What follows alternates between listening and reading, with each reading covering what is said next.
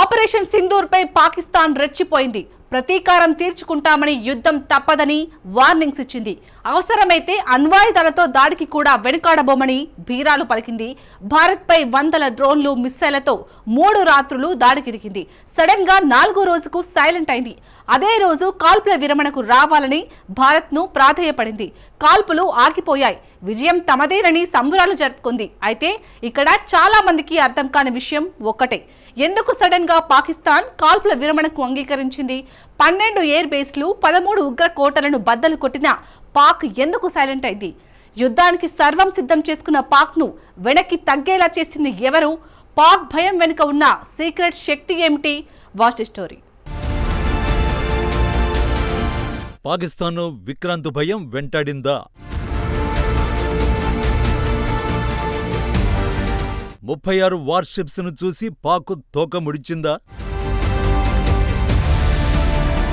వాణిజ్య కోట కరాచీ కోసమే పాక్ బేరమాడిందా?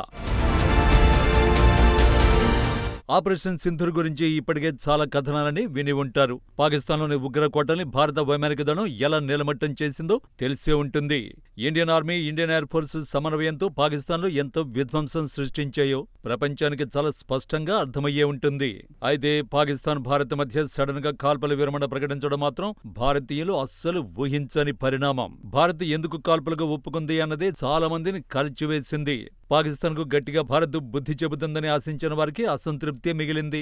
ఇది అందరికీ తెలిసిన విషయమే, కానీ ఎందుకు పాకిస్తాన్ కాల్పుల విరమణకు అంగీకరించింది అన్నదే ఎవరికీ తెలియని రహస్యం. చాలా మంది కిరాణా హిల్స్ పై దాడికే పాకిస్తాన్ భయపడిందని అంచనా వేస్తున్నారు. నిజానికి ప్రస్తుతం ప్రచారం జరుగుతున్న అంచనాలు ఏవీ కాదు. ఉగ్రదేశం కాల్పుల విరమణకు అంగీకరించడం వెనుక ఉన్న పరోక్ష శక్తి కేవలం భారత నేవీ మాత్రమే. 1971 తర్వాత తొలిసారి అరేబియా సముద్రంలోకి కనివిని ఎరుగని విధంగా ఏకంగా 36 యుద్ధ నౌకల్ని భారత్ యాక్షన్లోకి దించింది. వీటికి తోడు పలు జలాంతర్గాములను ఒక ఎయిర్ క్రాఫ్ట్ క్యారియర్ రావడంతో పాకిస్తాన్ బెత్తరపోయింది.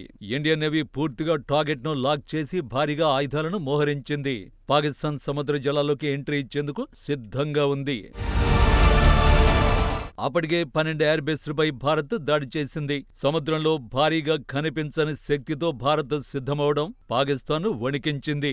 సింపుల్ గా చెప్పాలంటే సమరమా శరణమా తేల్చుకోవాలంటూ పాకిస్తాన్ కు ఇండియన్ నేవీ అల్టిమేటం ఇచ్చింది. ఫోన్ లిఫ్ట్ చేసి మాట్లాడాలంటూ భారత నేవీ ఒత్తిడి చేసింది.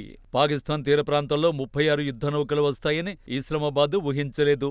భారత్ వద్ద మొత్తం 125 యుద్ధ నౌకలు ఉన్నాయి. అందులోని 36 యుద్ధ నౌకల్ని అరేబియా సముద్రంలోని పాకిస్తాన్ తీరానికి సమీపంలో మోహరించింది. వీటన్నింటికీ గుండెకాయ లాంటిది ఐఎన్ఎస్ విక్రాంత్. భారత్ సొంతంగా తయారు చేసుకున్న విమానవాహక నౌక ఐఎన్ఎస్ విక్రాంత్. దీన్ని 46,000 టన్నుల ఇనుముతో క్షిపణులు ప్రయోగించే సామర్థ్యంతో యుద్ధ విమానాల్ని ప్రయోగించేందుకు అనువుగా భారత్ తయారు చేసింది. సింపుల్ గా చెప్పాలంటే సముద్రంలో పెట్టని కోట విక్రాంత్. ఇది సింగిల్ గా వెళ్తుందనుకుంటే పొరపాటే. దీని చుట్టూ ఎప్పుడు డజన్ల కొద్ది నౌకలు తప్పకుండా ఉంటాయి. క్షిపణి విధ్వంసక నౌకలు, నిఘా నౌకలతో పాటు సబ్మెరైన్లతో కలిసే ఐఎన్ఎస్ విక్రాంత్ సముద్రంపై ప్రయాణిస్తుంది.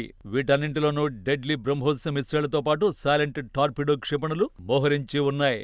వారు నిఘా నౌకలు విక్రాంత్ను కలిపి క్యారియర్ బాటిల్ గ్రూప్ గా పిలుస్తారు. ఇవన్నీ కరాచీకి 100 కిలోమీటర్ల దూరంలో తిష్టవేశాయి. కరాచీ పోర్టుపై దాడి చేసేంత సమీపంలోనే ఉన్నాయి.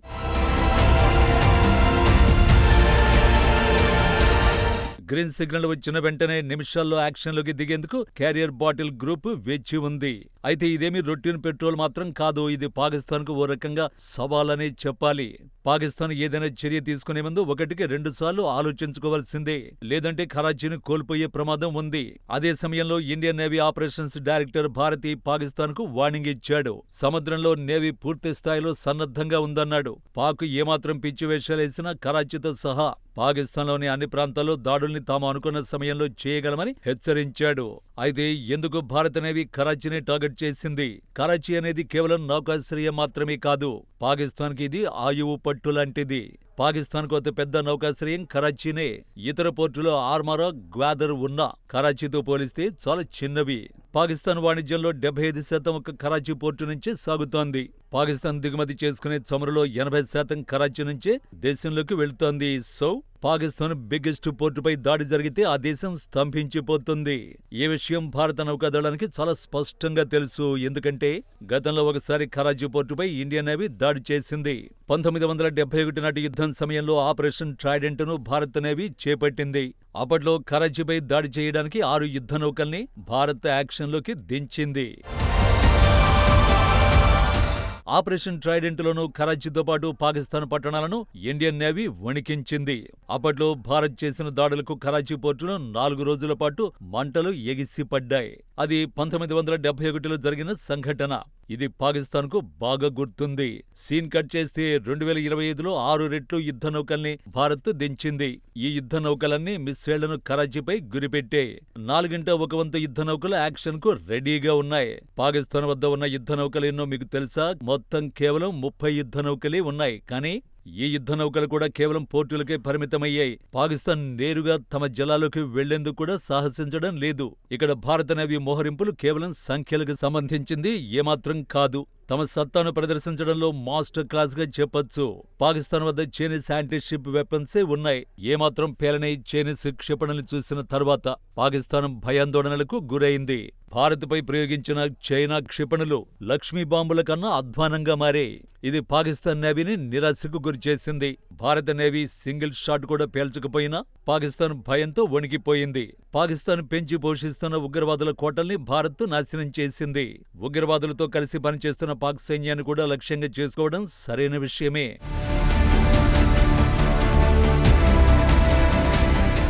మొత్తంగా ఆపరేషన్ సింధూర్లో భాగంగా నింగి, నేల నుంచి దాడులు జరిగినప్పటికీ భారత నావికాదళం పాత్ర క్రమంగా వెలుగులోకి వస్తోంది.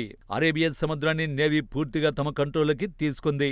ఐఎన్ఎస్ విక్రాంత్ ఆధ్వర్యంలో సముద్రంపై భారత్ ఆధిపత్యం చెలాయించింది. ఇది ఇస్లామాబాద్కు స్పష్టమైన హెచ్చరికగా చెప్పొచ్చు. కరాచీ సురక్షితంగా ఉండాలంటే భారత నేవీ టర్మ్స్ అండ్ కండిషన్స్ వర్తిస్తాయి. ఇది రెచ్చగొట్టడం కాదు, భారత నేవీ శక్తి గుర్తుంచుకోమని పాక్కు గుర్తు చేయడమే.